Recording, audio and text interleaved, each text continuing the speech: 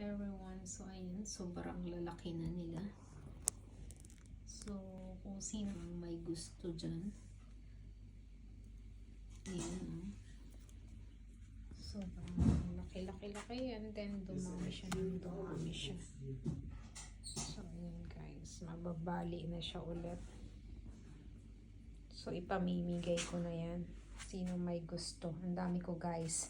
Aloe vera. Tingnan nyo naman. Ito mga maliliit. Kailangan ko siyang bawasan. Kasi sobrang dami. Maliliit nga lang siya. So, siguro bibili ako ng malaking pot at ililipat ko siya or hindi ko alam guys. Pero sobrang dami nila. Isang piraso lang yan binili ko. And then, ayan. Dumami siya ng dumami. Tapos ito, nilipat ko. Tapos dumami siya ulit. Namumulaklak na nga siya actually. So, hindi ko alam. Siguro ikakat ko na lang siya ulit. So, ayan guys. Ang aking mga aloe vera. Sobrang dami.